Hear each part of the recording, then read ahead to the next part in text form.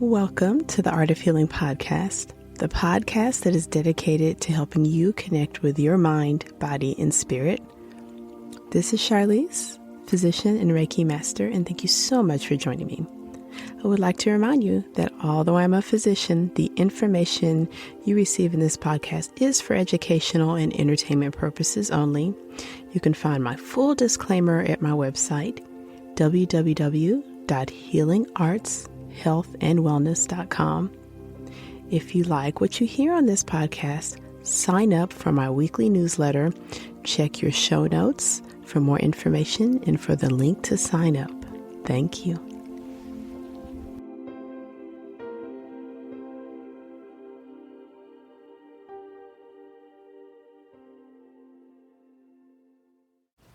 Welcome back to the Art of Healing podcast. This is Charlize, and thank you so much for joining me.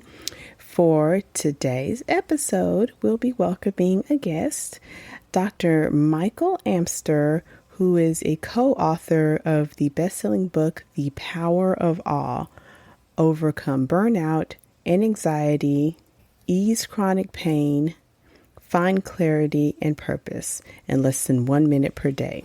Dr. Amster is a physician and faculty member at the Touro School of Medicine.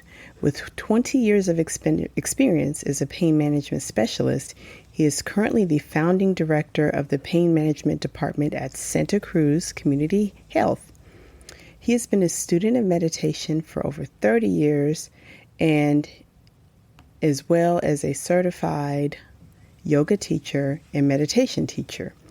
He splits his time between clinical work, research on awe, teaching mindfulness, and leading awe-inspiring retreats around the world.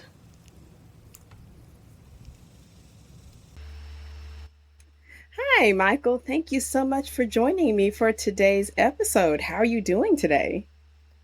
I'm doing great, Charlize, and I'm just thrilled to be here with you, getting to connect with a fellow physician and someone who's connected to the world of healing in a deeper level with spirit and energy and the mind and the body. I'm just thrilled to be here and get to meet your community of listeners. So thanks for inviting me to be here today. Oh, thank you so much. So, and I thought it might be a nice place to start because your background is as a physician, you're a pain management specialist. But what led you to Jake, your co-author, was taking a mindfulness course. So my first question for you, what led you as a pain management physician dealing with chronic pain, serious chronic pain, to take an interest in mindfulness? Was it just for yourself? Was it for your patients? Tell me about that journey. Yeah, so, actually my journey into mindfulness predates becoming a doctor. I was one of those kids that was really driven. I wanted to be a doctor since I was a little boy. It's kind of a life dream of mine. And as I went through my education and I experienced the stakes getting higher and higher, getting into a good college, and then in college doing really well. And when I took the MCAT, which is the exam we take to get into medical school, the first time I had a full-on panic attack in the middle of the test. Like, I experienced that feeling where my brain shut down, my heart was racing, I couldn't think anymore. I was hijacked by fear and anxiety. And I was starting to have increasing test-taking anxiety in school, just wanting something so bad and not knowing if I could get there, and that feeling like this was that important step I had to pass, to get through those exams. And at that point, I was faced with the decision either to get on medication to numb my mind out, to calm it down, like a lot of people do, or a friend suggested I go on a meditation retreat, and that completely changed my direction of my life. And so when I was probably around 20 years old, I did a 10-day Vipassana retreat, which is a form of Buddhist meditation. And looking back now, I'd have to say that was probably one of the hardest 10 days of my life. In some ways, it's harder than medical school. I mean, you're sitting for 14, 15 hours a day practicing calming and focusing your mind. But from that experience, I really learned valuable insights and wisdom into the workings of my mind. And I became a very dedicated meditation student. Throughout medical school and my training, I was very blessed and lucky to to go to a med school that had a meditation group for students, and I had a lot of support. And my practices continued to grow over the years. I got trained as what's called Dharma. It's the Buddhist term for like the teaching, the wisdom. Got taught as trained as a Dharma teacher at a place called Spirit Rock Meditation Center out here in California. Led a community, a meditation interfaith group for a number of years. Been teaching my chronic pain patients mindfulness, sort of based on mindfulness-based stress reduction curriculum for most of my career. So mindfulness has really been a critical part of my journey in medicine, actually. And I think that actually is one reason why I was drawn to pain management, is that interface between mind, body, and spirit. It's like such a fascinating field of how everything is interconnected, and it really plays out when people are in chronic pain. So what happened was I actually met Jake. He's a psychotherapist and currently lives in Hawaii with his wife, Hannah. And I actually met Jake through a friend who recommended I see him as a therapist when I went through a divorce right after I was finishing up my fellowship and my training. So I connected with Jake probably 18 plus years ago, originally sort of as a client, and then over time became more like colleagues. He leads a community called liveconscious.com with his wife, and they run phenomenal mindfulness consciousness retreats that I've always loved attending. And Jake and I had a conversation about 4 years ago, reflecting back that a lot of our patients or clients have had a really hard time with a sustained mindfulness practice. And I'm sure, Charlize, you can relate to that too. It's so challenging for people to find the time, the energy, the effort to create that space for a dedicated long-term practice. And plus, it's not easy. A lot of challenging emotions come up. It's not an easy thing to really have a sustained practice. I mean, I've tried, inspired after a long retreat, to meditate a half hour a day, and then I often, drop it off, and then I feel guilty and bad about it. So Jake and I had this conversation about finding a way to give people the benefits of a sustained mindfulness practice without having to sit for 30 minutes at a time or 20 minutes, and that you can have mindfulness on the go. And from that, we came up with what we call the A.W.E method. We use the word A.W.E. We've turned it into an acronym, and it's a 3-step mindfulness practice to access moments of awe in the ordinary. And I can tell the brief story about how we came about discovering that, if that interests you. Absolutely. Yes, I absolutely agree. As being a meditation student myself, and then as it comes up with my own patients, I know when I first started to read your book, it hooked me that this was, I think you said like microdosing.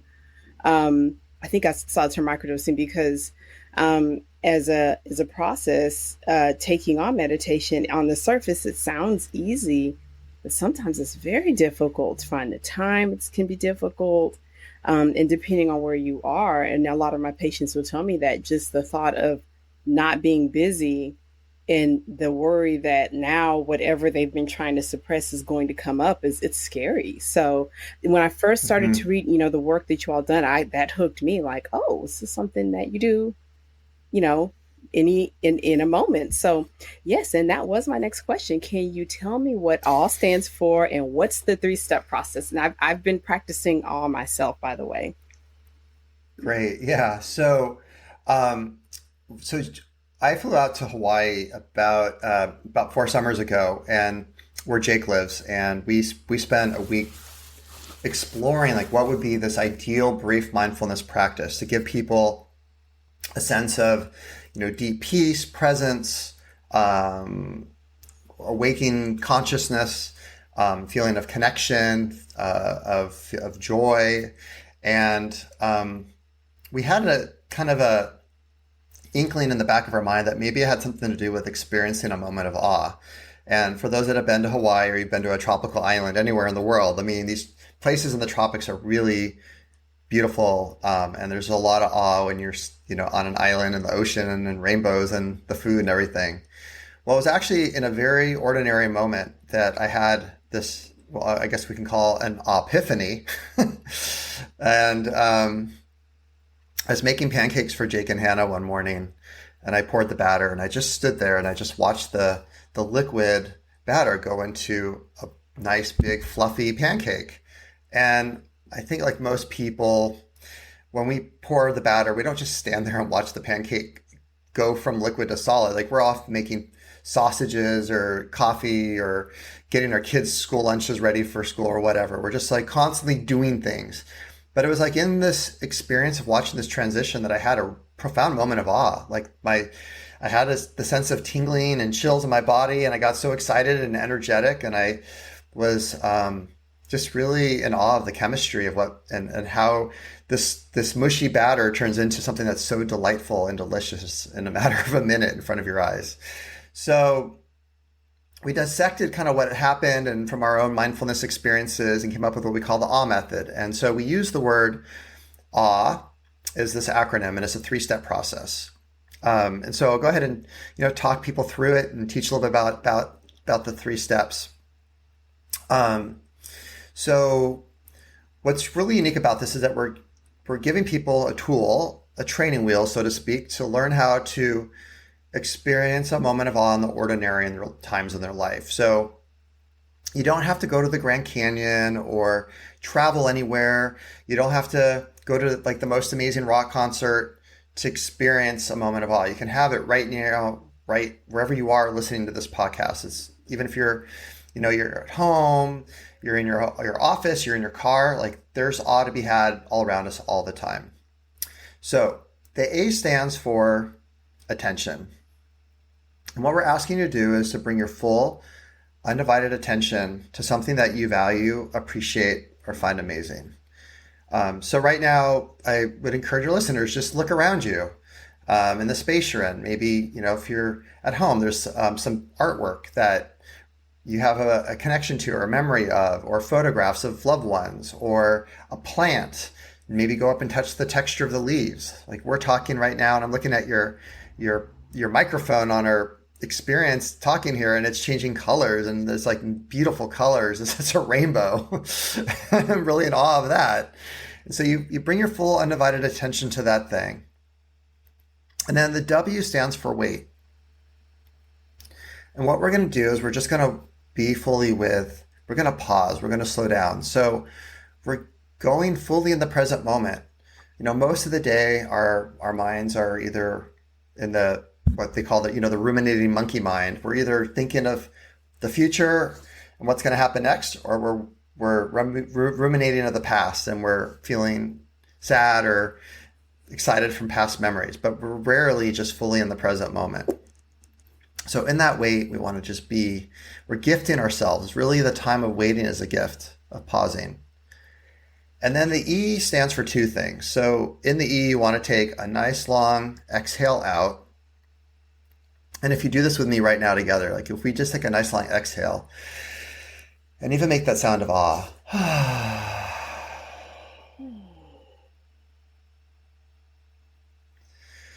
You feel like, and it just happened to me, like my voice's tone has changed a bit. I'm like calming down, I'm slowing down. When we take that nice long exhale out, we actually stimulate what's the vagus nerve. And for those that don't know what the vagus nerve is, it's the master computer of our nervous system that creates that rest, healing state. It's the opposite of what is called the sympathetic nervous system, the fight, flight, freeze, like when we're under attack or threat. It's all part of this autonomic system that regulates all these processes in our bodies that we don't have to be conscious of, but they have powerful impact on our health and our physiology. So when we take that nice long deep breath in and a slow exhale out, longer and really expanding our diaphragm, what happens is we stimulate the vagus nerve. And then the E also stands for expansion. And when you have a moment of awe,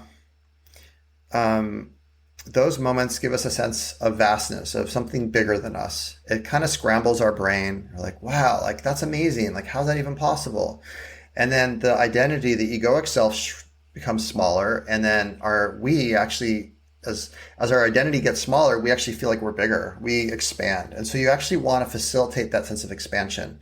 And you know, when you have a moment of those profound moments of awe and you feel those tingles and chills in your body, it's because there's a release of energy. And I know you're an energy worker, and so you know exactly what I'm talking about. But when you have a moment of awe, like you experience an energy expanding, a tingle, a chill of like expanding outwards, and you want to just facilitate that happening in this 3-step process. And so once you learn how to do this, it literally takes just 15 seconds to do. It's a cycle of a few breaths, and then you're off running. You don't have to think about it. It's just an automatic experience and process, and then all throughout your day, you can find a moment of awe. Thank you for walking us through that awe practice. Since I'd started reading the book, I had started to do it myself. I have to admit, I had to sort of reread it a few times each time before I got it, because I was so trained as a meditation practitioner student that my meditation, it needed to be sort of formal, and I needed to stop everything I was doing and put all aside. So, I try to do this some like in between patients.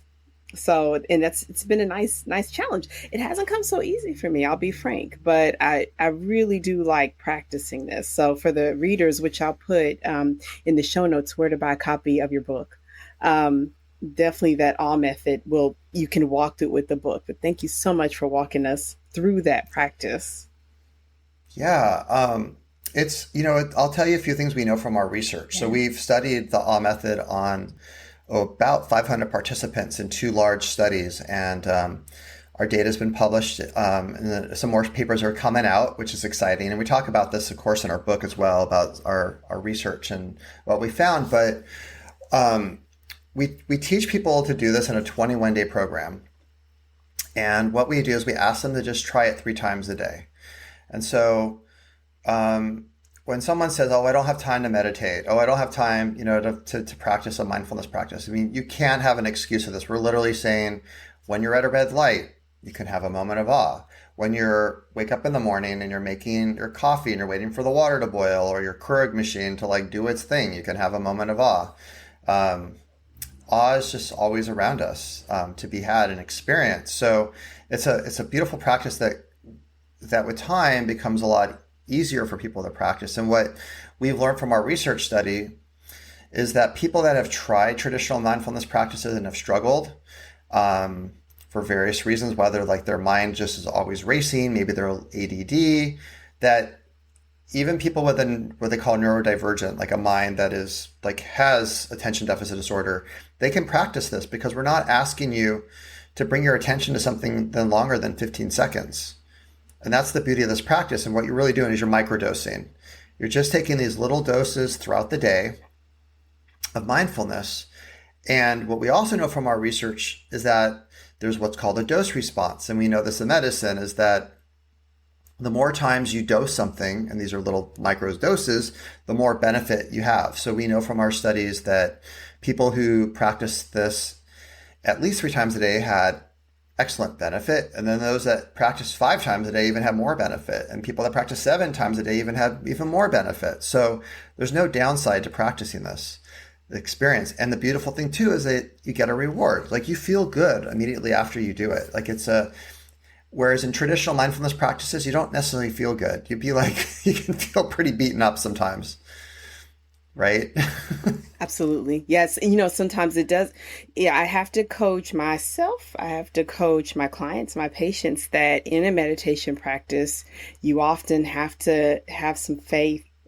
Works that way with Reiki, that it is helping you, because you may not feel that benefit right away. Yeah. Yeah.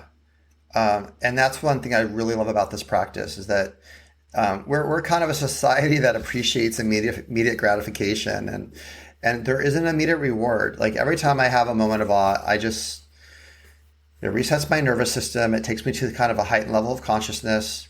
I feel good. I calm myself down, and there's this instant reward, because what you're doing is you're focusing your attention on something that you value, you appreciate, or just find amazing.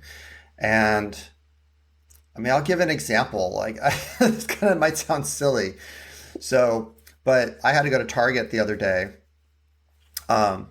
and just grab something really quick. But I was like, okay, I'm going to make this like an awe experience. And just have like this as I walked through the store, just to be in awe of everything around me. And I did. Like I had this like incredible, ex- like like multiple experiences of awe walking through Target. Like just looking at this row of Crocs, they had all these different colors, and they were just displayed in such a beautiful way. And I was like, I just stood there, and I had like what we call, when you have an extreme moment of awe, we call it like an orgasm. Like when your whole body gets those chills and tingles. And I was like, here I am having an orgasm at Target looking at Crocs. And I know people think this is kind of funny, but it's profoundly healing for our nervous system. And we talk about this in our book about what awe does is an emotion. It's what is called, from the researchers that have been studying awe for over 20 years and mostly at UC Berkeley, it's what's called a prosocial emotion. So wrapped up within awe are all these other positive emotions that come out of it. So we know when people experience awe, they're more generous. So we increase generosity. We increase compassion.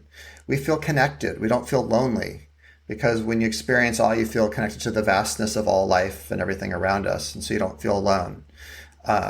Heightens mood states. And I know we're going to get into this, but like how this works, like what's going on in our physiology is just awe-inspiring too, like the whole story behind it. It's incredible.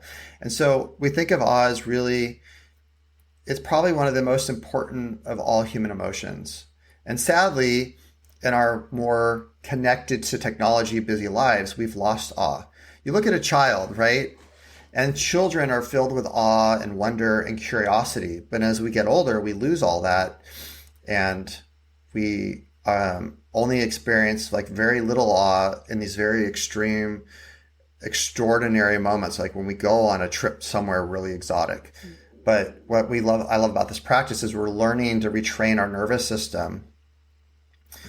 And instead of it being a temporary state, it becomes a trait, it becomes who you are as a person. It's so cool, like talking to people that have known me my whole life. And I have been an overachiever. I'm type A, very driven, like most doctors are, mm-hmm. and success oriented. And they say that I'm like the happiest, most relaxed, most at peace, like fun. I laugh all the time. Mm-hmm. It's like changed my whole sense of reality and perception of the world. And like awe is a healing balm for our nervous system, and emotionally, physically, and spiritually. I hope I'm getting this one correctly, but are there different types of awe? Are there different awe experiences, or is every awe experience kind of the same? Are there different flavors of it? Or is the... Well, yeah, that's an interesting question. I know when people start to practice this, that they often have a lot of questions that come up. And so in our book, we do talk about, in helping people develop a practice, about different categories of awe. And we sort of divide things into 3 simple categories, just in developing a practice. So the easiest to access is awe of the senses. So if you just think about, when you see like a beautiful sunset, or you're holding the hand of a friend, or you're petting your pet, and being just focused on the sensations of that, listening to beautiful music, or hearing the waves crashing, or a bird overhead, tasting something that, is incredible and delicious.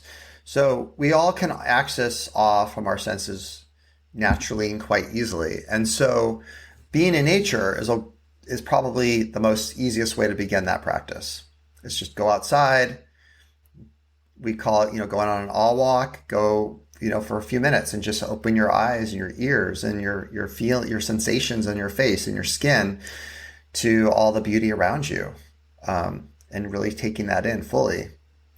And then we talk about another category of awe, is what we call interconnected awe. And that's awe that we have from connecting with other beings, like, humans or animals, that kind of sense of connection, and just being in the presence of another human can be a great source of inspiration, of awe. And then the third category we talk about is what we call conceptual awe. And that's awe of concept. So, if you think up right now, um, about like the reality, here we are on this planet Earth, right? We're on this rock with some water on it. We're floating in space. We're orbiting our sun. I'm looking out my window right now. I see sunlight. Okay, well, the sun is 100 million miles away. It took about 8 minutes to get here. All the photons I'm seeing in my eyes right now. And those photons bring all life on this planet. It grows all of our food. It creates the air we breathe. Um, that's a that's just talking about that is just so awe-inspiring. So when we look at the world around us, and you just begin to see the wonder and amazement of like physics and astronomy and the simple things that we take for granted. Plumbing, like that's like can be awe-inspiring. We even share a story about the development of the doorknob in our book, Yes. right? And just like imagine the doorknob was invented in the 1800s, and imagine like what life would be like without a doorknob. How that changed everyone's lives. Um, yeah, so that's the kind of the three categories. But what I will just say to people, and what we've known from our research is that this should be easy. Now, initially, it will take a little bit of training and getting used to and questioning about, am I doing this right? But awe happens on a spectrum, and this is an important point to make. A lot of my awe is very subtle. It's just like a subtle change of perception of color, or things look brighter, or sounds are richer. I don't have I use the word orgasm. Like, I don't have orgasms on a daily basis. They're rare. I mean, they don't happen all the time. And I don't try to make them happen. Like, when it happens, I'm like, wow, it happened looking at Crocs at Target the other day. Um, and it's because the beautiful thing about this practice is you don't, when you try hard, when you effort, when you're forcing things to happen, it's when the awe doesn't happen. You really need to learn how to relax and let go.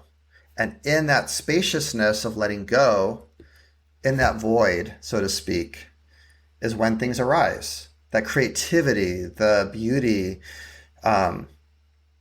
We live our lives in this very busy, frenetic world with a lot of force. We're pushing, we're striving. We know that as physicians, like our whole lives have been, so much training and so much pushing ourselves and working so hard. And this practice, one of the things I love about it so much is that it really teaches us to learn to let go, to fully be in the moment, to create a vacuous space, so to speak, to just allow things to arise in this like creative potential that the universe has. It's unlimited. It's like this unlimited field of energy that we can tap into. And you know that as a Reiki practitioner, what I'm talking about, right? Life force, chi, prana, absolutely. So, if you don't mind, one of my last questions is for the listeners, for me as well. How do we know when we're experiencing awe? And since it's a short practice, maybe you could walk us through that awe practice again so we can just see for ourselves if we're experiencing, and then you can advise us, what will we know to look out for that we got that vagus nerve stimulated? Well, sure. Well, I think one thing before I walk you through it, I would just say that, again, this comes back to what I just talked about, presence versus force. So it's really helpful when you do this practice to not have expectations or attachments. That's often been from teaching this to thousands of people at this point. Teach this to doctors that are dealing with burnout. We teach this to chronic pain patients, and it's like I know from a lot of experience that when you try hard, this doesn't happen. So you really got to learn to just let go and go with the flow, so to speak. I'll walk everyone through the practice again, and we'll just do it kind of a little bit more condensed because I already shared what the practice is. And then I'll ask you what you're feeling. You maybe can tell a little bit, and I can share about what I'm feeling, and I'll give a few more tips of like how to really make the practice work. So remember, the practice is the word awe, A-W-E. And it's a 3-step practice. So first is attention. So we're going to bring our full undivided attention right now to something that you value, appreciate, and find amazing. So just invite you to find something. It could be a memory. It could be something that you're looking at right now with your eyes open, like a plant or a piece of artwork, or even maybe scissors in your office, or all the colored pens. It can all be a source of awe.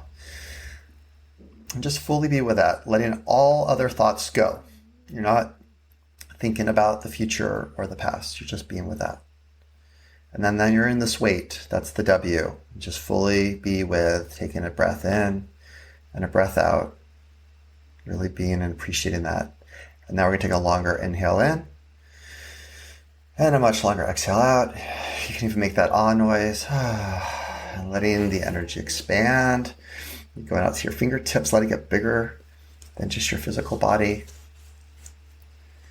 Good. And then just check in with yourself for a moment. Notice how you feel. If you feel more relaxed, more present, open your eyes. If you see if colors look a little bit different.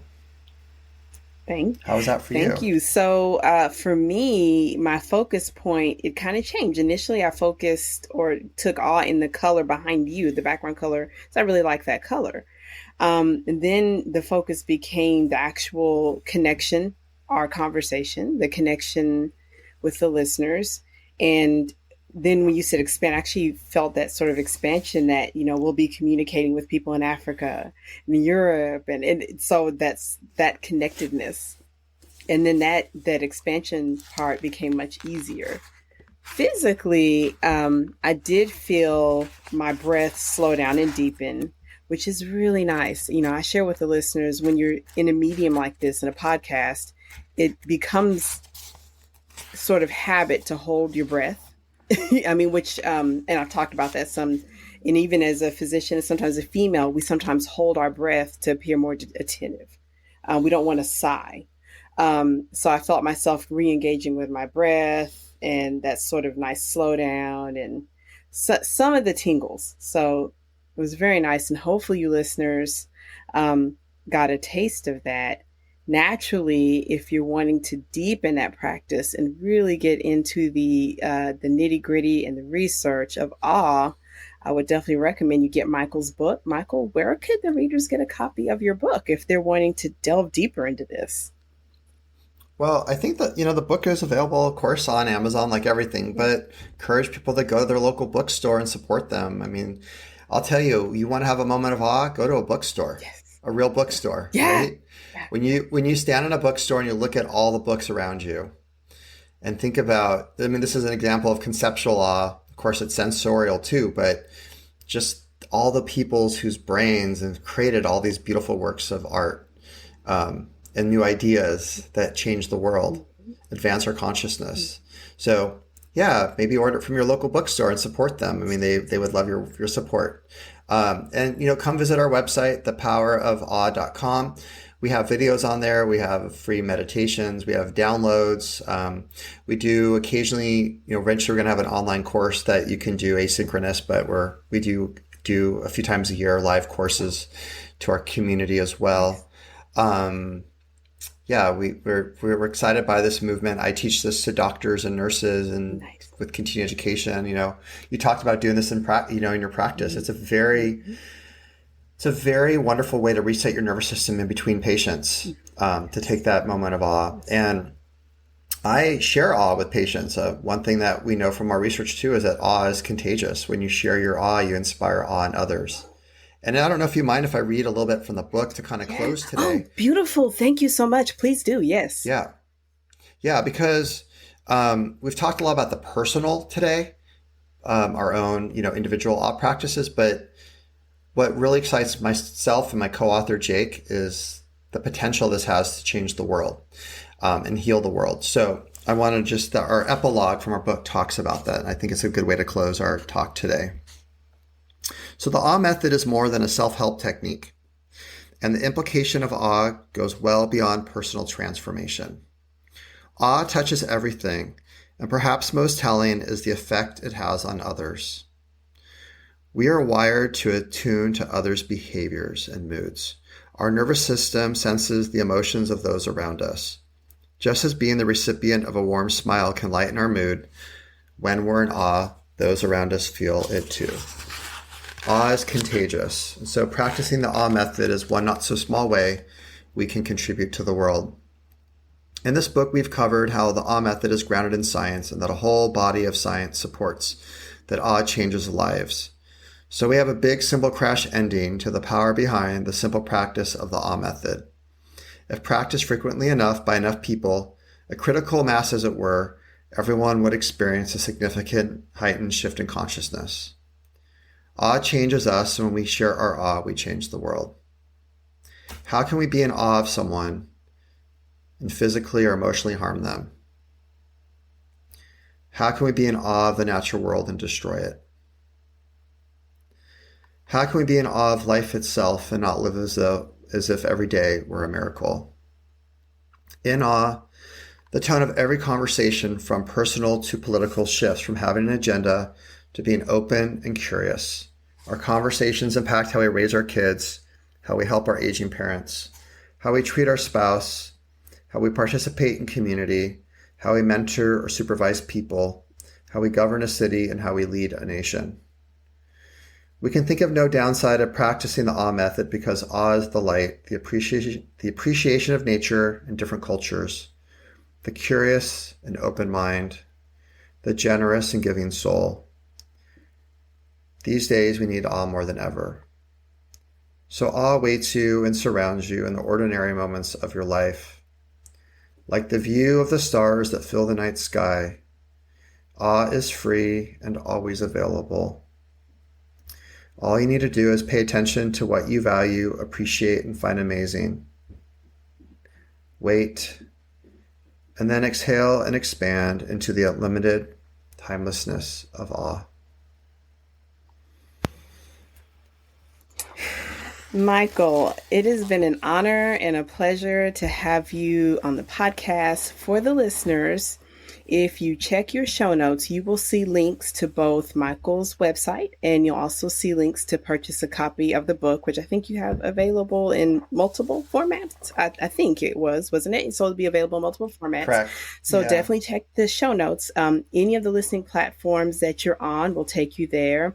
If you did miss any of the episode, you'll also see a link to sign up for my weekly newsletter, which I will email out a copy of this podcast as well as all of Michael's details and information, so that you can practice awe on a regular basis and get started with his book. Michael, thank you so much. I appreciate it. Thank you. Thank you so much. It's been such an honor to get to spend time with you and to share some awe and get to meet your community of listeners. And don't be a stranger. Feel free to reach out to me. Anyone can ask me any questions or need support at michael@thepowerofawe.com. Thanks again. Thanks, Michael. Thanks so much. I'll see you next week, listeners. Thanks. Bye-bye. Thank you so much for joining me for this episode of the Art of Healing podcast. Once again, this is Charlize. You can find out more about me at www.healingartshealthandwellness.com. Did you know I have a blog as well as online courses? Check your show notes to sign up for more information about healing arts, health, and wellness. Thank you. Please feel free to share this episode with your friends, family, and loved ones.